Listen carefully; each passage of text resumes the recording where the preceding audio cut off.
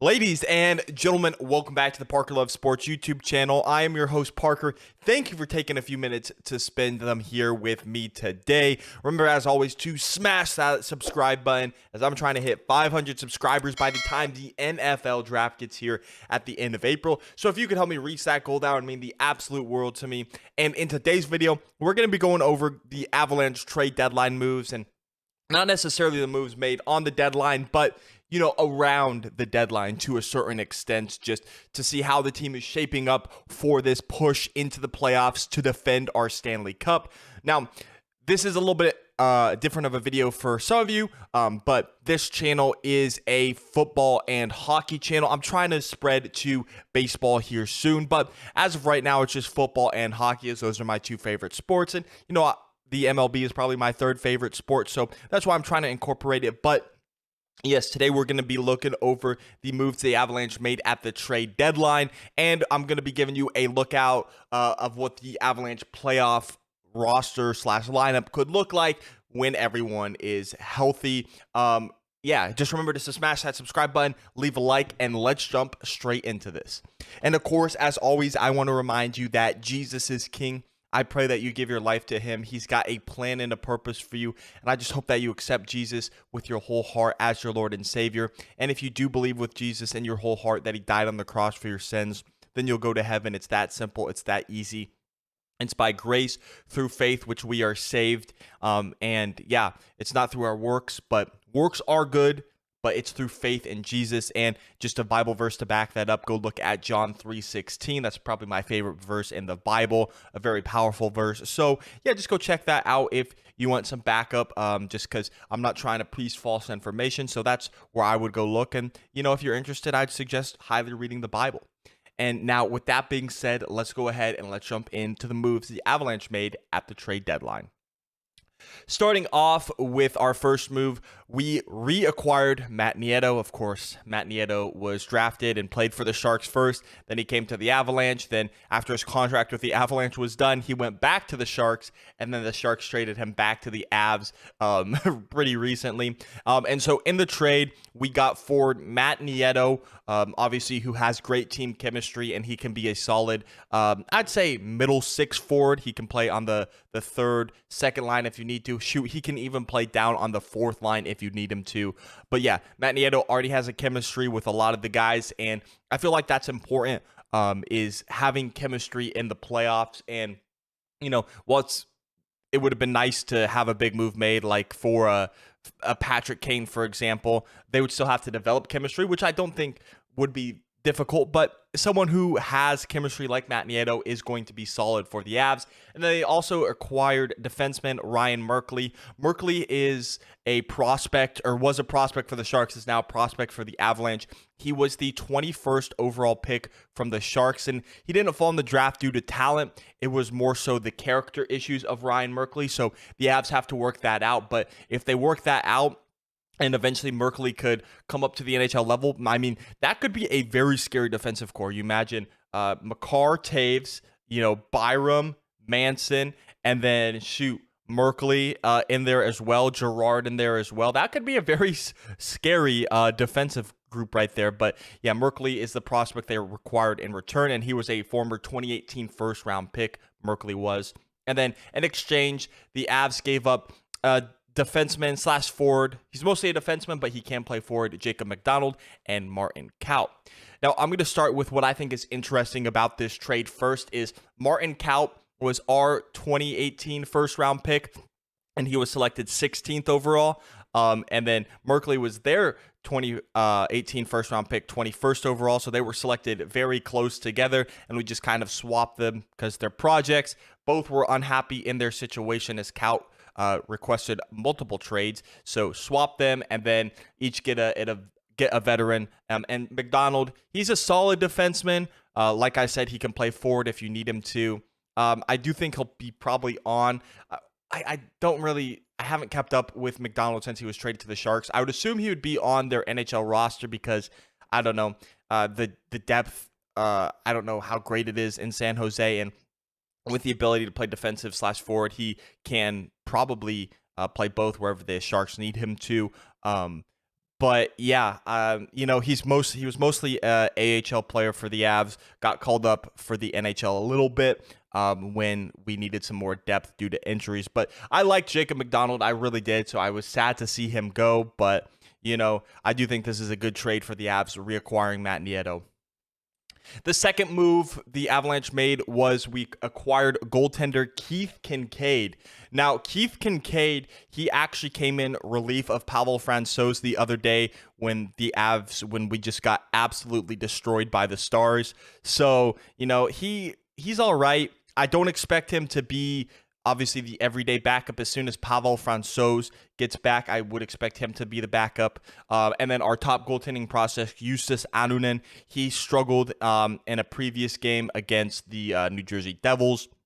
But yeah, I'd expect Kinkaid and Justus Annunen to probably be mostly in the AHL, and then in the playoffs, I think they could be that emergency goalie. If someone gets injured, say in game 2 and then game 3, they would become the backup goaltender. So I think it's not bad giving up, or getting another goalie. Sorry. I think, it's nice to have some goaltenders, but Kinkaid is all right. Probably not the best, but I do like the goalie depth that we're adding with, of course, you got Alexander Georgiev as the starter. When healthy, Francouz is the backup. But since he is hurt right now, you got Justus Annunen, you got Keith Kinkaid, you got Jonas Johansson. So I like the depth that the Avs are getting. And in exchange for Kinkaid, the Avalanche gave up forward Shane Bowers. Now, Bowers was a 2017 first-round pick by the Ottawa Senators, 28th overall, and he came to the Avalanche in the Matt Duchene deal. When we shipped out Matt Duchene to the Ottawa Senators, and then the Senators shipped Kyle Turris to the Predators, we got all these assets, a first-round pick, Sam Girard. We also got Shane Bowers in that deal. Unfortunately, Bauer never really panned out for the Avs. Would have been nice if he did. Didn't really pan out, and I think the Avs are just ready to move on, and they traded Shane Bowers, which is weird. I feel like we could have gotten, I don't know, Bowers probably didn't have the greatest trade value, obviously, as a prospect, never really panned out. So, we got what we could for him on someone who probably wouldn't have cracked the NHL lineup. So, might as well get the value there while you can. Next up, the Avs reacquired Jack Johnson from last season. Of course, Johnson was a part of the team. Didn't really play in the Stanley Cup Finals, if my memory serves me correctly. But like I said with Matt Nieto, getting that guy with a lot of chemistry on the team, that's going to prove useful. It is interesting, though, that we gave up Andreas Englund for him. I thought Englund was the better defenseman, so I was confused on why we gave him up. But I did think I saw something on Twitter where it said the Avs are probably going to place Andreas Englund on waivers, and he was most likely going to get claimed. So if the Avs knew that Englund was going to get claimed if they put him on waivers, why not get something in exchange for it? So, if that's true, I think that this is a smart move. It sucks to see Englund go. I would love for him to still be on the team. But, yeah, we traded Englund for Jack Johnson. And it's not a horrible trade, but, it's intriguing to me. But I think it does make sense if Englund was going to get claimed. That's why we did move him for at least getting something in return. Next up, this was, I would say, the big move for the Avalanche this trade deadline, and that is acquiring center Lars Eller. Eller has spent time in his career with, of course, the Capitals, the Montreal Canadiens, and the St. Louis Blues. And Eller is honestly a very solid third-line center. He can play that middle six forward role if you want. But with the emergence of JT Compher this season, he's been a solid second-line center for the Avs. I think this builds a really strong core for the Avs at center. Of course, you got Nathan McKinnon as that 1C, then JT Compher as that 2C, Lars Eller as that third-line center, and then you got young center Alex Newhook as that fourth-line center. And I think that's a very solid core, backbone, if you will, of centers for the Avs. And I think this is a solid pickup, an underrated pickup for the Avs. Maybe I wish they would have done a little bit more at the trade deadline. Nothing against Eller. He's solid, but, kind of lackluster trade deadline, like I said. But yeah, Lars Eller was the big move the Avs made to solidify that forward group and that center core. In exchange for Eller, the Avalanche gave up a 2025 second round pick, which, maybe sucks to give up a second round pick. And I guess for those of you who don't watch hockey that much or the NHL draft, go look at the hockey guy. Go look at his videos about it was like NHL draft picks and second rounders and how many second round picks become NHL regulars. It's a very low percentage. And when you look at the Avs right now, you think we're obviously going to be a very solid team for a while. And especially in 2 drafts from now, not including 2023, but 2 drafts after that, so 2024, then 2025, you'd assume we would still be solid, and that would be a later second-round pick, so chances of them being an NHL regular would be very, very low, but you never know. It's a couple years down the road, so we could have a low pick, and they could get a star, but as of right now, I'm not too worried about it with the rate of NHL regulars being picked in the second round. And then the final move that the Avs made, it was like right as the deadline was closing, we acquired center Gustav Rydal from the New York Rangers, which, depth, I guess. I don't think he'll be on the NHL roster. I do think he'll probably be moved down to the AHL roster, at least in the playoff time. Right now with the injuries, he could potentially play on the NHL roster. But yeah, Rydal, we acquired, and in exchange for Rydal, we gave up Anton Bleed, who we did sign this offseason, who Bleed has bounced around from the NHL team, going down to the AHL team and the Colorado Eagles. So getting something for Bleed isn't bad, and you're not going to get a crazy return, obviously, for Anton Bleed. But I don't hate the move. The Avs are making some moves. Nothing crazy this trade deadline. There are some guys who I wanted the Avs to get. Patty Kane. I kind of figured that wasn't going to happen, though. Timo Meier, someone I wanted. Max Domi I would have taken. Klingberg I would have taken. But, yeah, the Avs didn't do much, so it's kind of a lackluster trade deadline, in my opinion. But, these are the moves that the Avalanche made.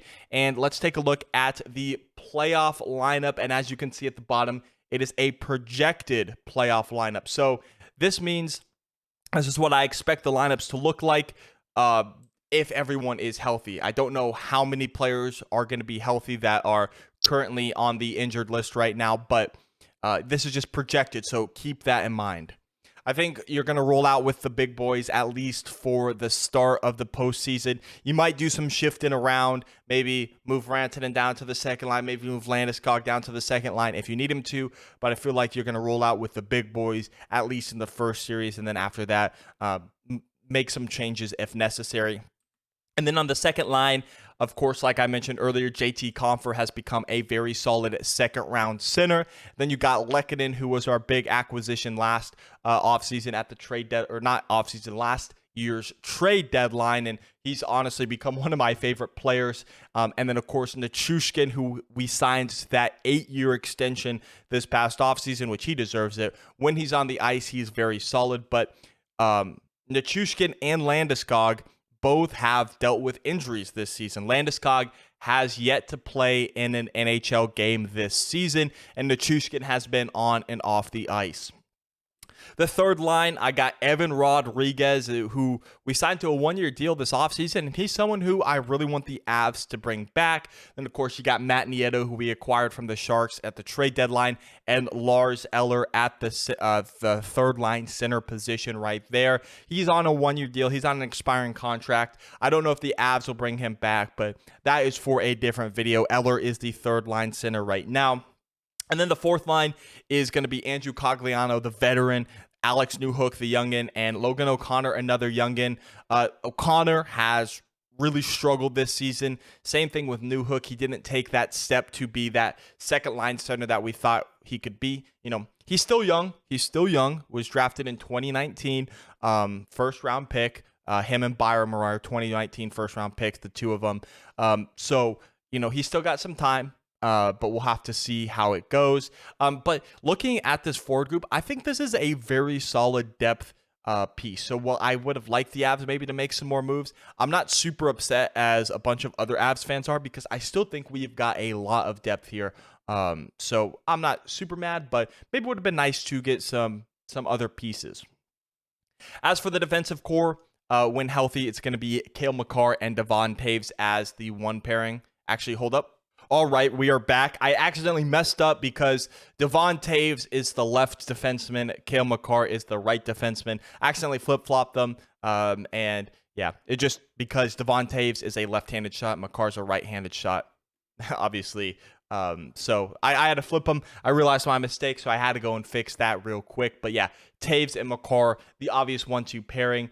Makar, obviously, in my opinion, the best defenseman in the NHL. He's had a down year. He has dealt with injuries and whatnot, but has had a down year. But I still think he's the best defenseman in the NHL. I still think he's a generational talent. And then, of course, Devon Toews, he would be a number one defenseman on a majority of NHL teams. So we're very lucky to have this 1-2 punch as our first defensive pairing. And then going on to our second defensive pairing, I'm going with Bowen Byram, who, he's going to be an RFA this upcoming offseason. So we got to sign him to an extension. And Josh Manson, who Manson has also dealt with a lot of injuries this season. So hopefully Manson will be able to come back here and be that second pairing, because he's a very solid defenseman on the ice, very solid defensively. And when he got to Colorado last season at the trade deadline-ish era, he's honestly, his offensive production kind of took a little bit of an uptick. And I think that's part of Jared Bednar's system, is getting the defense involved. But yeah, Manson, Byron would be a very solid second pairing. And then I also have Sam Girard on the third line pairing. He's, a lot of Avs fans wanted to trade him, but, he's really starting to improve his game recently. Last few seasons, he has struggled, but has started to turn it around. And then you see the E/J Johnson. This is going to be either where Eric Johnson or Jack Johnson is, in my opinion, because if Eric Johnson is healthy, I do believe that he'll be in this spot right here. I just don't know if he is going to return this season. We're moving him to long-term IR, so I don't know if that's going to end his season, thus ending his career, which would be very sad for us Avs fans. But if he is injured, Jack Johnson will be at this spot, in my opinion. Moving to the goaltenders, of course, it's going to be Alexander Georgiev. He's been the number one goaltender all season. I don't think he's deserved any reason to be moved down. Has had a couple bad games, but for the most part has been really solid. And then the backup I do have as Pavel Francouz, still probably one of the better backups in the league, honestly. And they use them as that tandem, as you should. When Georgiev needs to rest, Francouz will go in, and they're that tandem. So I think this is a very solid tandem. Maybe not the best goaltender tandem in the league, but a very solid one. And that is going to do it for the Avalanche trade deadline moves. Let me know in the comment section below, what was the best move the Avalanche made this trade deadline? If I had to say one, I'd probably say the Lars Eller trade is the biggest one. But, Matt Nieto is a very solid second option, I guess, for what the best move was. But yeah, let me know in the comment section below. Make sure you leave a like and subscribe to the channel down below. My name is Parker. Thank you so much for watching, and I'll see you in the next one. Peace out.